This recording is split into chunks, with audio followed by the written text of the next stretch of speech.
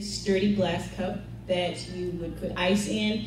This is best for brown liquor, like spiced rum or dark rum or bourbon, rye whiskey, like anything that's a dark colored liquor would go in there and you would stir it with ice. You don't really shake brown liquor. I can't exactly tell you why, but brown liquor is just usually just stirred. For clear or white liquors, you shake them. Vodka, silver rum, white rum, gin, those are really nice shaken. And like if you want to get creative, like if you're having a party and you want to serve some people, you know, something, you can always like jazz things up with a muddler. If you have any fresh fruit, like fresh strawberries or limes, mint, herbs, whatever, just like drop it in the bottom of your mixing glass or your shaker and just pound the crap out of it. That looked wrong. Okay. Anyway.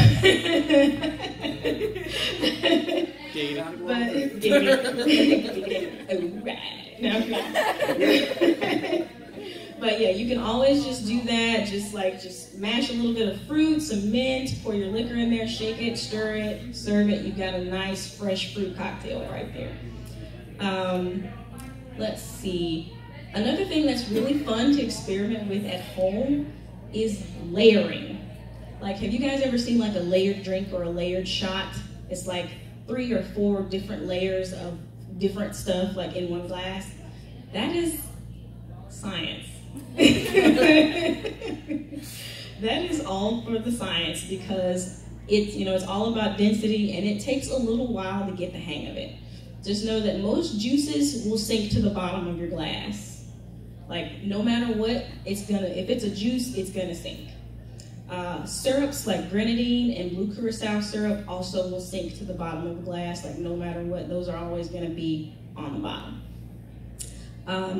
One nifty thing about vodka though, vodka will float no matter what you put with it.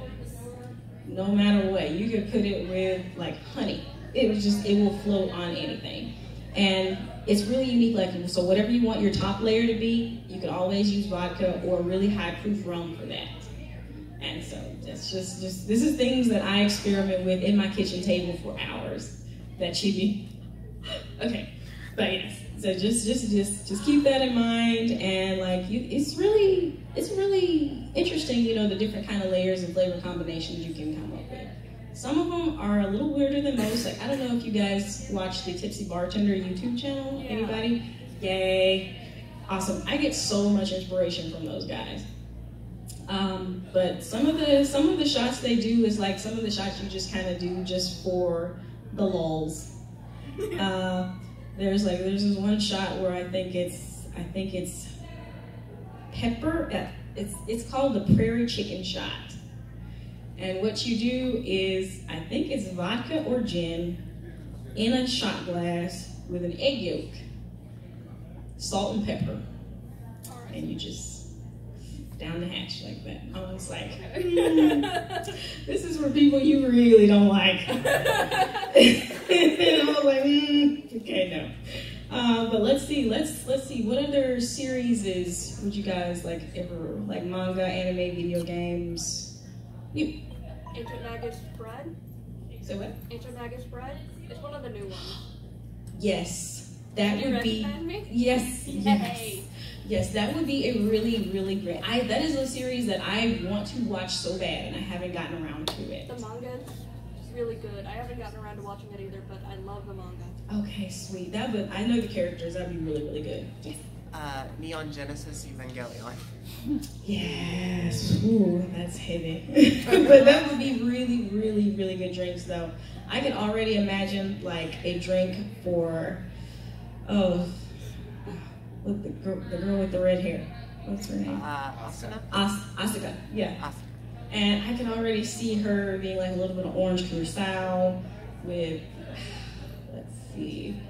I don't know, if you think of vodka or rum would be better for her. I could see orange curacao with a little bit of vodka or an orange liqueur like Grand Gala or something like that. It just has to have bite. It would have to have bite. There is actually, Absolute Vodka makes an Absolute Pepper vodka where it has got a little bit of kick to it besides just like the standard vodka taste. It's like, ooh, that's biting my tongue. Yes. A drinking game for whenever Naruto says "believe it."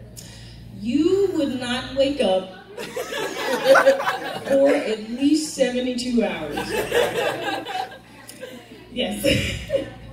That's a great idea, though. Yeah. I say Excel Saga, but not necessarily for the drinks, but more for the garnish.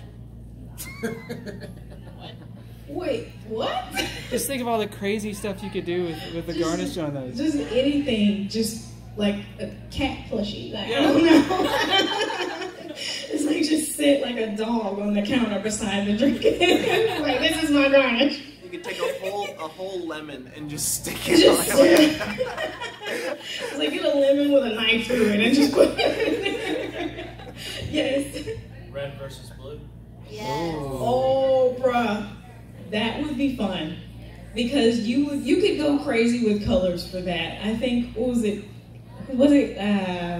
I forget the name of the one guy on the red side. It's like when his armor was pink, he's like, it's light red.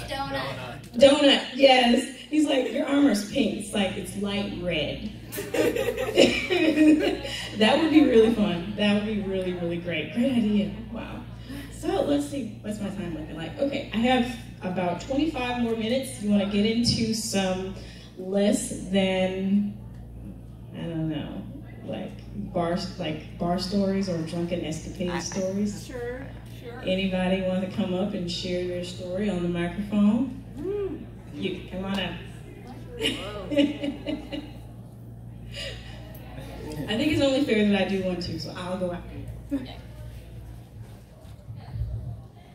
Hi, my name is Adam. Hi. I have only ever been truly like drunk a total of maybe 3-4 times.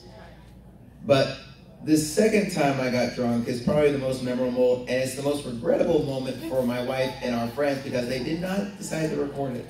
That's always So, a shame.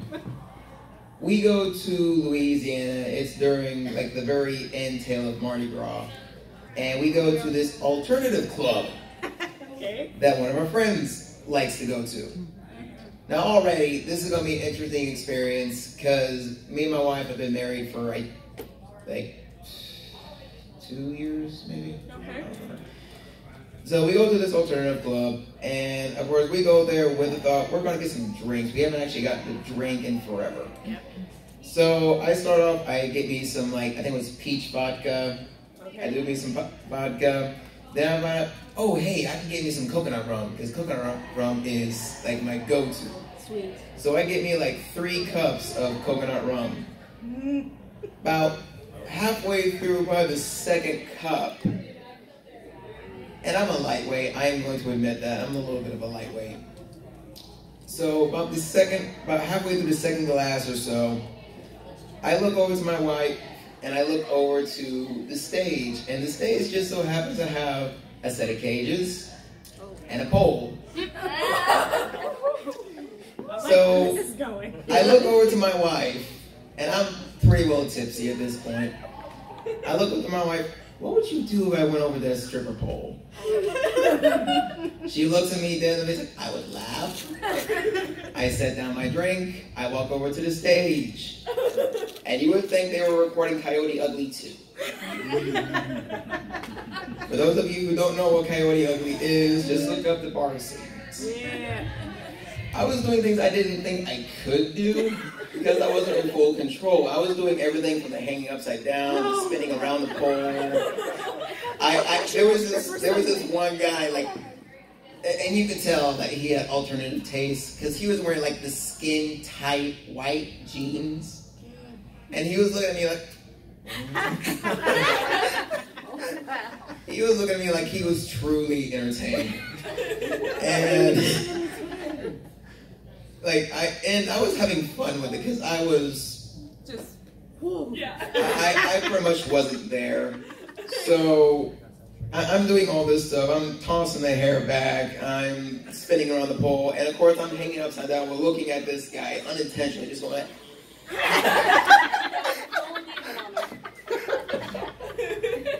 And then after maybe like 2 2-3 minutes of this, I decide enough is enough, and I go back and hang out with my wife, who is on the floor, and our two friends are laying on chairs next to her, and like, what the hell did you do? I asked her, what will you do? And I think I may or may not have gone up there a second time. I'm not 100% sure. But I do know that as soon as like they were closing the night out and they had brought all the dancers that they had put in the cage, I wasn't drunk enough to do the cage because I am self-conscious about my legs. And they were gathering up all the dancers that went to the cages and handing them out. Like, I think they were like the dancer kind of briefs, like they were those single pack of briefs. And like we were on our way to head out when the person on stage said, hey, wait a minute, you with the long hair. Here, take these home with you. I'm like, okay. And we walk out of the stage, and of course we find out later that it was like double XL. And I wear barely a medium. And then of course, the fun starts teetering down as the night goes on. I'm sitting in the back of my friend's car like, and our friend is like, okay, we gotta give these guys something to eat because they're gonna be miserable if we don't get some food. And so we go to McDonald's, which is like one of the closest places to the place we went to. And so they get to the drive-thru and they go to order. And I say, unlock the door. What? Like, wait, what? Unlock the door.